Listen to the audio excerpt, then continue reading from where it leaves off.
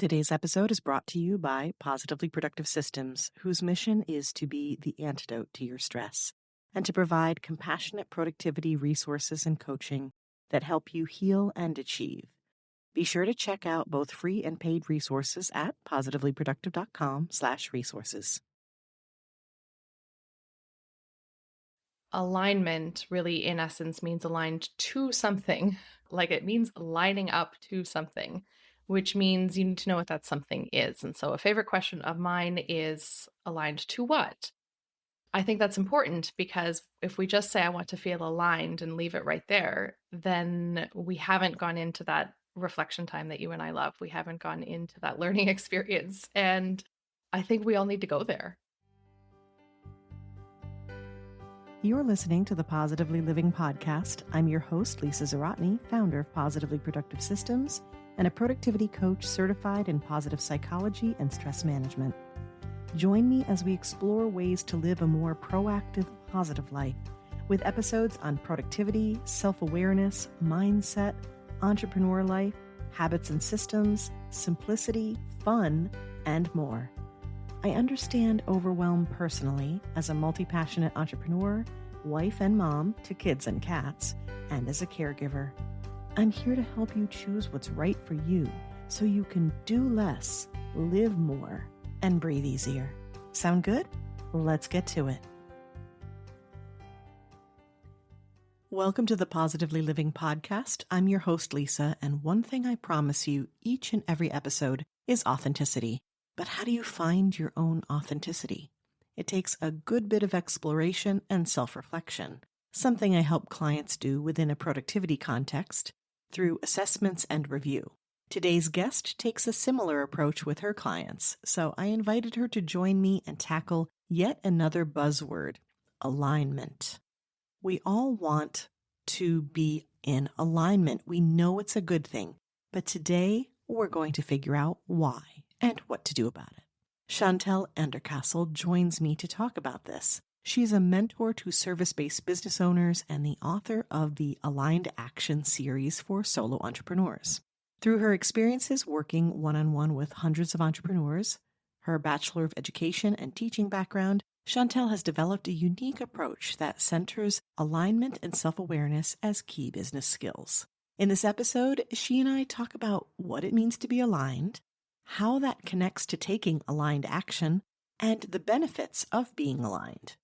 Lastly, we dig into how to find your alignment with steps you'll want to take to figure out the question, aligned to what exactly? During our conversation, we both mentioned assessments you can use to learn more about yourself. If you'd like a list of my favorites I use with my clients, please reach out and I'll happily send them to you. You may also want to request to be on my mailing list as I regularly share updates about those and tips on all things productivity and positively living. Toward the end of the episode, I mentioned Michelle Mazer and her 3-word rebellion. I had her on my podcast, so I've linked to that episode in the show notes. And I also recommend checking out a complimentary solo episode, number 172, Why the Simple Act of Pausing Will Make You More Productive. Now let's join Chantelle and talk aligned action. Chantelle, welcome to the Positively Living Podcast. Please tell us a bit about who you are and, most importantly, I think, what makes you light up. Thanks so much for having me. I'm happy to be here. I am Chantelle. I am a business mentor. I'm an author. I love working with people to think about things related to alignment. So alignment really lights me up. And for me, that means things like being aligned to our values, being aligned to your goals, being aligned to your human design profile, if that's something you're into, or any other kind of typing system. And really just being aligned with what matters to you, what's meaningful. What matters to you is one of my favorite phrases. And when I talk on my side about decluttering, I always say it's not about getting rid of things, but making space for what matters. And I think that is what you do when it comes to finding that alignment. And speaking of alignment, we have so much. And I was honored to be on your podcast, actually one of your podcasts that was so in line with what I love, which is essentially a learning experiment, exploring these ideas. And we did talk human design. And as you and I have spoken about before, anytime we have a chance to reflect is something we enjoy. And that is the energy that I want to bring to our listener today is take a moment to think about these things. And in this case, it's alignment to action. So let's start with the basics and talk about what does it even mean to align? We hear it a lot. It's a buzzword. So let's define it and really, I guess, understand what it is that we mean when we say that. It is absolutely a buzzword. It's a word that acts as a shortcut for a feeling of almost being authentic or being true to ourselves, or like it's in that realm. And yet alignment really in essence means aligned to something. Like it means lining up to something, which means you need to know what that something is. And so a favorite question of mine is aligned to what? I think that's important because if we just say, I want to feel aligned and leave it right there, then we haven't gone into that reflection time that you and I love. We haven't gone into that learning experience. And I think we all need to go there a little bit more. I know that's something that's really important to you and to your listeners, and it is to me too, that there's so much richness there that we can accidentally pass over. Yet if we do take the time, there's more meaning there, and then everything feels better for me when it's meaningful like that. So aligned to what is a question I like to ask. And what I mean by that is taking time for introspection to figure out what that is. And so when you think to yourself, okay, I want this to be aligned, you know what you're aligning to. So yes, some of that is through reflection, as we've talked about. Some of that is just looking inward, noticing things about yourself, taking an inventory of strengths and weaknesses, perhaps, or thinking about what lights you up right now. That's a question you asked me earlier. What am I very passionate about right now? What's bringing me excitement, satisfaction, joy? And then bringing that into not just now, but like, what is the pattern of values that are important to me over the course of my life, over a long period of time, where because values tend to be not exactly static, but consistent, let's say, over time. They're things that are consistently important to you. And so when we know the answers to those questions, we feel aligned. And that feeling of alignment really can almost be equated to this feeling of self-trust. I think they're very related concepts. Yeah, I like that a lot. And with that, as with any form of trust, there's a certain calmness, a certain confidence that comes with it, right? Where you take a next step with clarity and purpose. Yeah, there's so many good words going on in here, the introspection, the reflection, and things like that. And coming back to this aligned to what, I absolutely love that question. It reminds me when we're talking about to-do lists and someone has something to do and it's urgent. And I'm like, whose urgent is it? It's questioning. And so that aligned to what we're going to dig into. What are we aligning to? Mm-hmm. But the way that I think of this is it's like an anchor or, something that you're connecting to. So floating around untethered can seem like freedom, but it can cause challenges. I use the word filters because I talk in terms of decluttering. When you're describing this, I think of it as an anchor and something that's going to create strength and a foundation and not hold you in place, but create a guide. Boundaries and limits sound like they're keeping us from freedom, but actually they do so much more.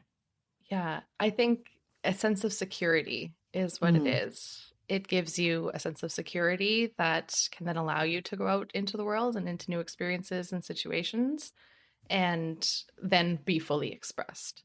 Yes. So it's almost that I'm sure listeners of your show have come across the term like attachment and attachment theory. It's like that secure attachment that I'm not a therapist. I won't speak further into that, but from what I understand of that concept, it's developing that secure attachment within yourself that then gives you the ability to enter into other relationships in a fully expressed way. So if we connect that to work, it's having a secure attachment with yourself around the idea of, okay, this is who I am.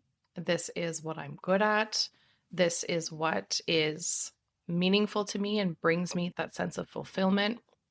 This is what I know that my life's work is and where I'm meant to create an impact. All of those questions.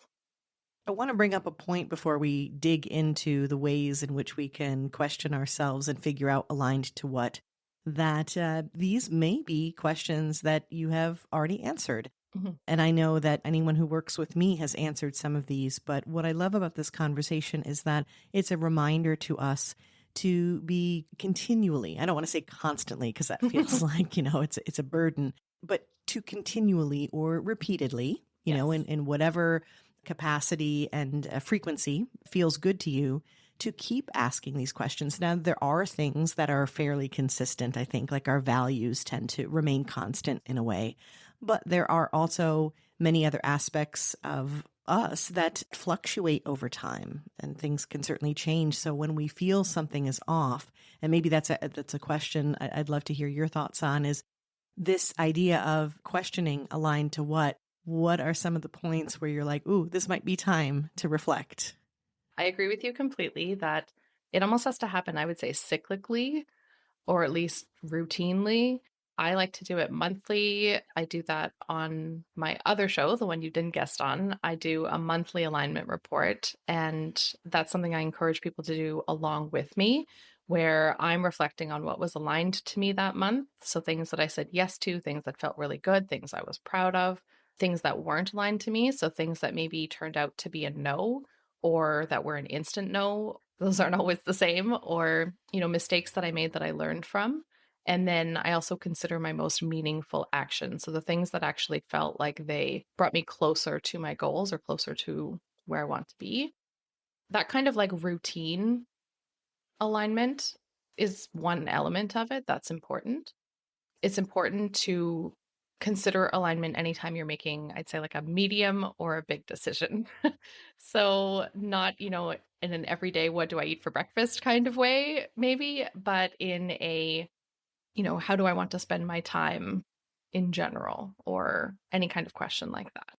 And then I would say for me, the cycle of a larger alignment check-in, I think that's very personal to everybody. For me personally, that works out to be about every 12 to 18 months for me.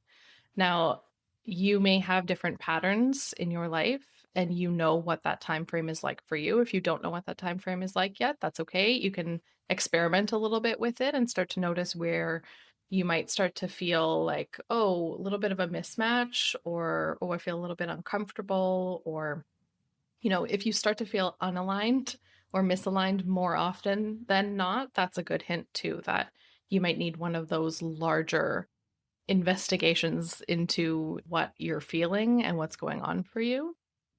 So yeah, 3 levels, I think, of as it comes up, maybe in a monthly way of just let's look back at what we can learn from the past little bit. And then on a larger scale, our lives can shift a lot in a year to a year and a half. So that's a time frame that works for me. But there might be a time frame that works better for others. I like that. As far as like thinking about moments where you'd want to step into this, the decisions, the bigger choices, the bigger impact potentially, projects and things like that. The routinely, and I like this because there's a habit stacking, anchoring kind of opportunity where if you're already doing a monthly reflection for your business, for your personal life, you can build in those questions. And it sounds like, what did I say yes to? What did I say no to? How did that feel? It feels very like an intuitive sort of reflection, but also asking why. Why was that? You knew it felt good to say that, but why? Could you describe a bit what the distinction, though, would be with a larger alignment review in that 12 to 18 months? It helps certainly if you've been doing the little ones along the way, because then you have a little bit of data to pull from. But the distinction between the two would be that, there's short-term and long-term goals. That's what I'm thinking with this. So the short-term one is that more routine, regular one. The long-term one is the larger assessment in that longer period of time. So I would take both with the same level of seriousness because that's the kind of person that I am. I would think that other people who are perhaps less inclined to this kind of introspection might reserve, the really deep existential stuff for that every once in a while review. And that to me is more maybe written down, maybe a little bit more time, whereas the monthly reflection can actually happen quite quickly where, it's fresh in your mind, those experiences, and you can think, oh, did this work? Did this not work? Like it's a little bit more casual.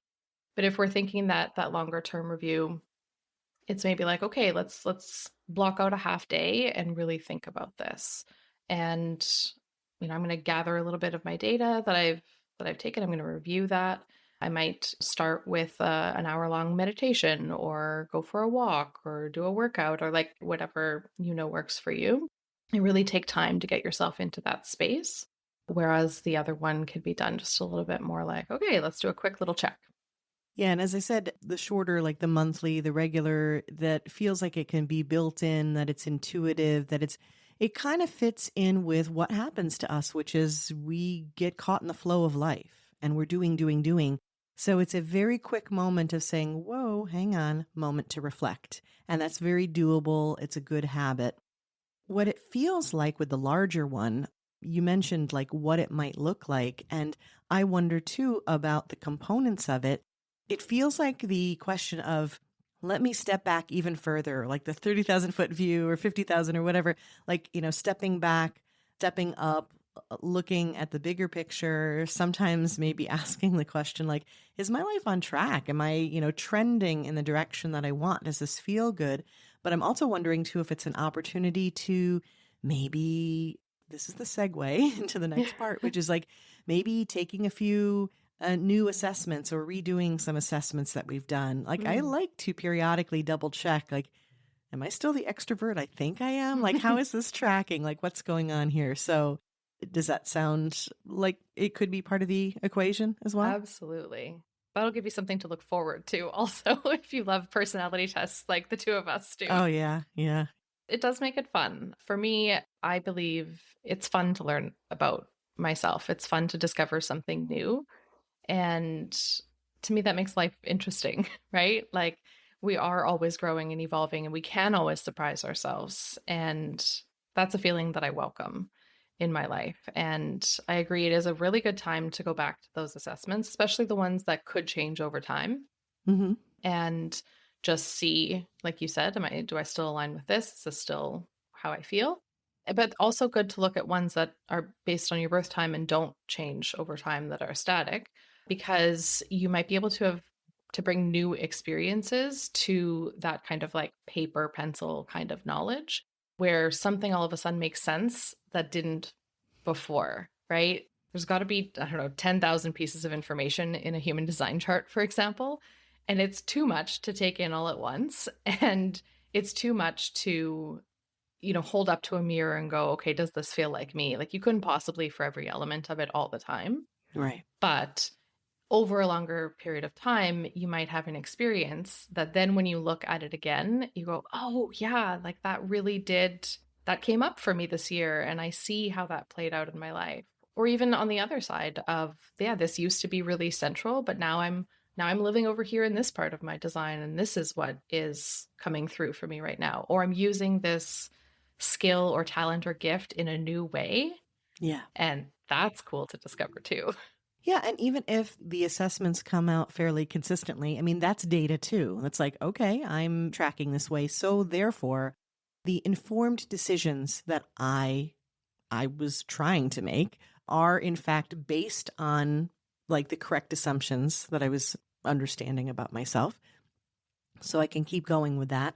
And also too, I find that I'm reminded of certain things that I'd simply forgotten that were there and haven't changed. I'm like, oh yeah. And it gives you a new perspective on even how to stand in, that confidence and making the decisions and making the choices. So yeah, let's talk a little bit about we say aligned to what. So the different types of things, you did mention them before. I'd love for you to repeat those. And then how do we figure out where that point is that we're aligning to? I advocate for having that information about yourself in an accessible place. Have that somewhere where you can refer to. So if you take the quiz or you take the test or you grab the chart or you do any of those things and you learn something about yourself, keep that somewhere where you can access it again. So often it's easy to, download someone's freebie and take it in for a second and then it's gone.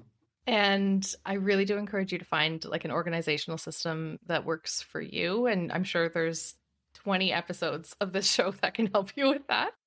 But find a system that works for you to gather those pieces and keep them somewhere concrete. So I don't mean print it out necessarily, but if you're a paper person, then maybe. But it can also just live in a special folder on your computer or in a cloud or whatever. That way you have a bit of a file system for any piece of information that comes in. You can add it to that and you can refer back to it. So again, that creates that feeling of a foundation, an anchor, that security. So keeping those pieces, I think, is one important aspect of that. There's so much that you can find to learn more about yourself out there. I know that you're a huge fan of the 4 tendencies. I love that one too. Human design has been big for me. Things like astrology, Enneagram, the Myers-Briggs, the Strengths Finder, all of those pieces, those are all really great tools.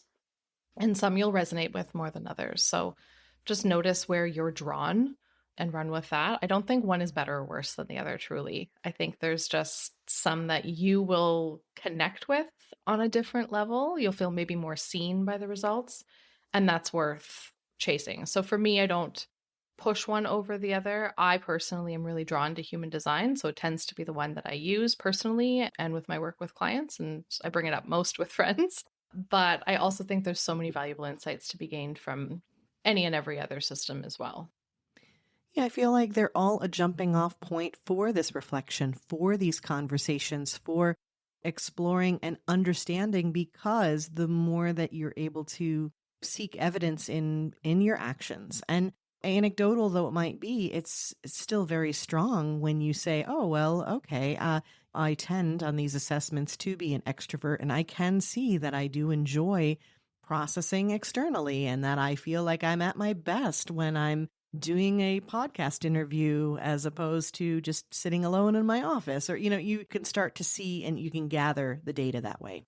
I will just add, if you're listening and you're like, I'd like a list of ideas, the ones that I do like, the 4 tendencies. And I actually resonate a great deal with, sometimes I jokingly want to call it the big ocean. It's the big 5 or ocean. And it's very strong psychologically because it's on a spectrum. So it's not, are you extrovert or introvert? There isn't that limit, but rather it's sort of a percentage in that moment that you're taking the quiz. And the other one you mentioned, the Strengths Finder, or via character strengths. That is one that I enjoy. So I just wanted to mention those. But again, it's sort of grabbing even one and exploring it and using it as a jumping off point to think more about who you are. And then, of course, core values. There's tons of resources out there on the interwebs, right? And I even have a workbook that I created for everyone, actually. It's out there for free to kind of ask the questions. So with that, we have a place that we're keeping these, which is great too when we take assessments again, and then we can kind of look at the results. We have that there ready to go for reflection. We use any number of these assessments. Is there anything else? And that's a great place for us to start today, is to say, okay, let me make a Google Doc, or if you're really creative and you want to do a Notion page, right? And then you can link to stuff, whatever makes you happy, whatever is easiest. Create that dedicated space for you to understand, aligned to what, the what that you are.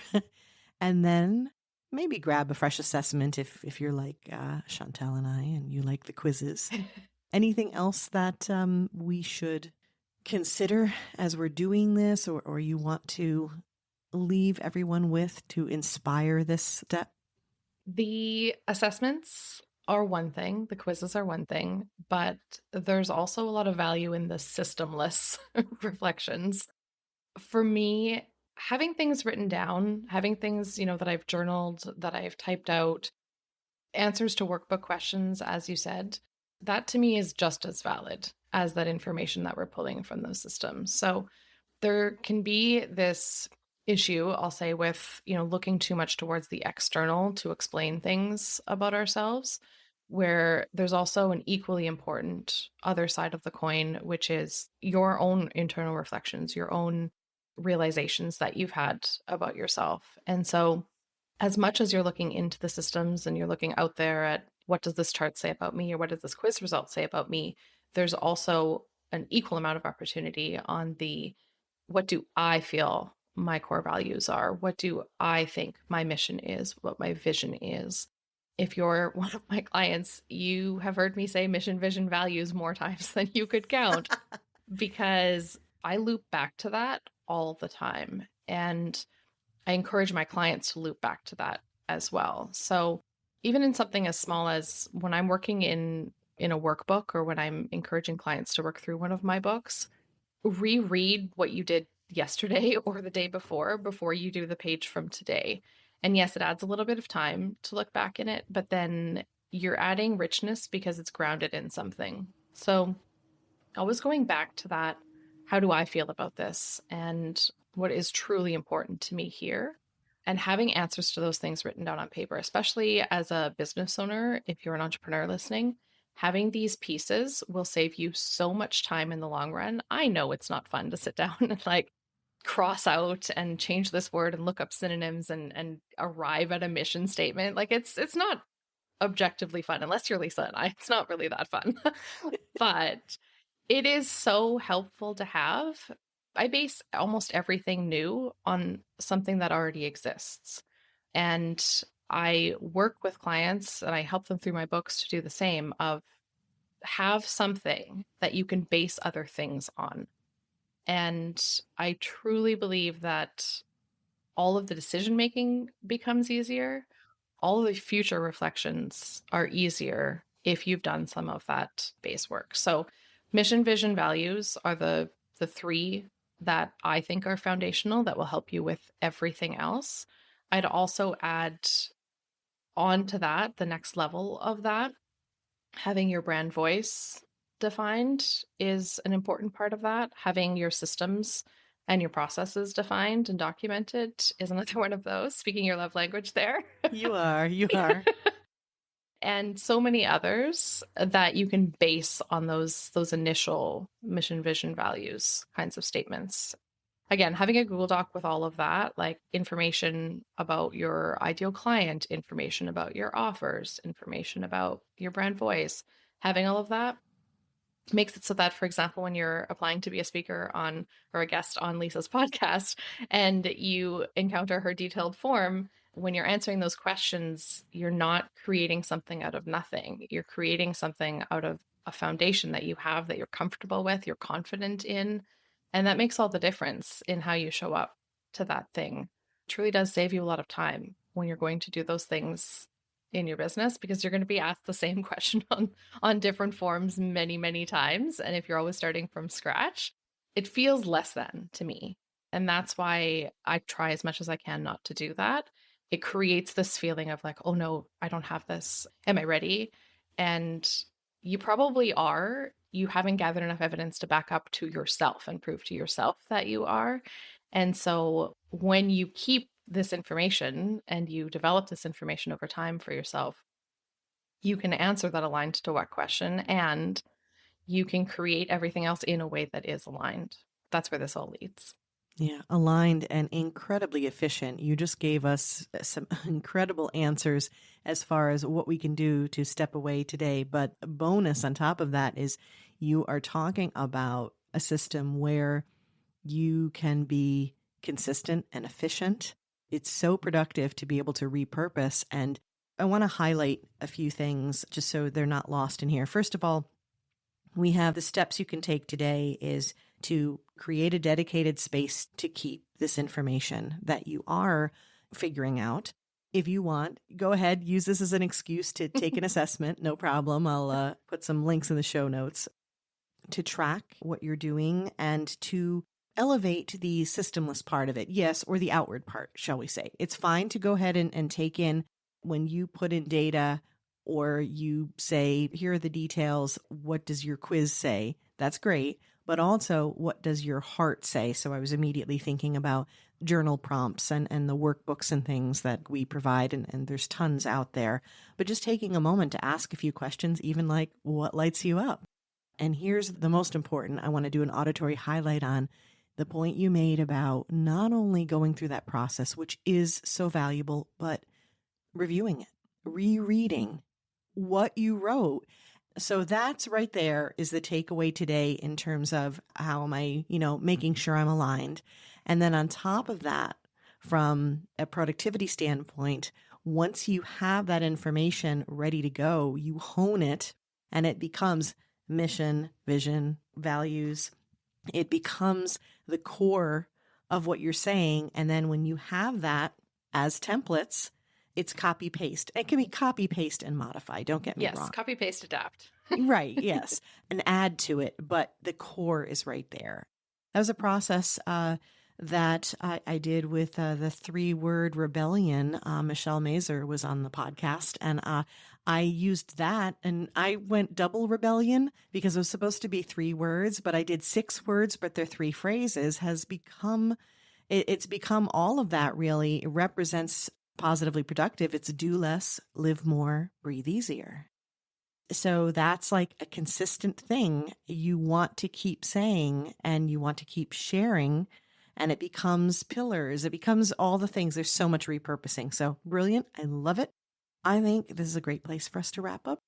So with that, before we get into our fun little extra rapid wrap up, where can we find you online, Chantelle? So since you're already on a podcast app, you might want to hop over to the Aligned Action podcast. That's the one where I do those monthly reviews and I help you go through yours as well. I also have the show that Lisa guested on, the Human Design Profiles and Entrepreneurship Podcast, for a little bit more of a human design specific take. And so if you're interested in that, you might want to find that show there.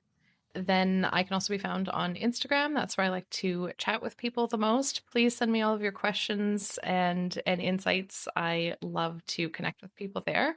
And that's at Clear Quartz Creative. I'll make sure to have those links in the show notes. I'll specifically link to the episode for your podcast as well that I was on. And we'll be able to find you. And of course, I'm hanging out with you on Instagram. So yeah, come have fun with us. All right. Now for the rapid wrap up. 3 things that inspire positively living for you: a song, a saying, and a resource. So let's start with the song. My big hype up kind of song is by Queen, Don't Stop Me Now. That is brilliant. And that is going on the Positively Living Podcast Spotify playlist, possibly volume 4 at this point, because we have some a great selection, I should say. That one's very aligned with my rebelness of the 4 tendencies. Yes, out of the way. Thank you very much. Okay, and how about a saying? Every experience is a learning experience, meaning that it's okay to try things. It's okay to make mistakes because you're always growing. Love that. And then a resource, in addition to, I know that you are an author, so we'll make sure that we have your work in our list I have on my resources page. But anything else in terms of a book or an app that promotes positively living? I have one of each, and I hope that's okay. Yeah, absolutely. Rebel away. I am a notes app girl. I know it comes loaded on the phone, so it's not revolutionary, but I use that instead of Google Docs or Pages. I use it for absolutely everything because I love that it's searchable and that it can pull up everything on that one thing all in one place. And I've had clients say to me that of all the things I've taught them, how to use their notes app is one of the most life-changing things. So I have a lot of notes pinned where I save things like the links to my show, the links to each of my offers, the link to my Zoom room, and it's pinned right there at the top so that if I'm speaking with someone, I can easily paste that over. So I would say the pinning feature on Notes app. And then for a book, I really love the book Creating Money by Dwayne Packer and Sanaya Roman.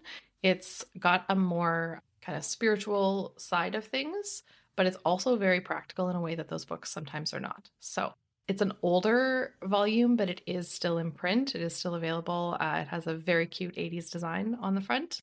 It's been very valuable to me. Oh, I love that. Well, if it's on Amazon, it will definitely be on the list on the resources page. No worries there. And I love the Notes app. Are you a Mac user, your computer as well? I am, yeah. And so copy pasting from one to the other is also so helpful. Like I write all of my captions in Notes and then I'll copy from the laptop but paste on my phone. And that just feels like a superpower. Yeah, for sure. I'm in a weird place because I'm an iPhone and iPad user, but I have a PC laptop. Okay. That being said, I still agree with the Notes app thing. I still use that as a point of capture, which I talk about as far as like something comes in, someone says something and you don't want to forget it. Now, I do use Todoist, which is very low friction in terms of getting a task in there. But just in general, like you said, you find a link, there's an interesting article, the whatever. Oh my gosh, there's a reel I want to show my family and I don't want to text them because I don't want to interrupt them, but I will show them later. Notes app is on point for that. Mm-hmm. And Notes app, you can also link to the information and or if you need to, it's very easy to copy paste what you have there into a Google Doc. Mm-hmm. Or Evernote or anything like that. Yeah, exactly. Evernote, whatever works for you. Lots of great ways to do that. Okay, that was a fun little tangent, but we're bringing it back to round out this supposed to be rapid wrap up with a little bit of gratitude today. So, Chantelle, what are you grateful for today? I am grateful for every one of my students, my clients, my readers, everyone who's trusted me to work closely with them. They uplift my life in so many ways. I feel that. And I am grateful for you that we've connected, that we've been able to collaborate this way. And want to thank you so much for shining your light so brightly in this world and sharing it with us. Oh, thanks so much, Lisa.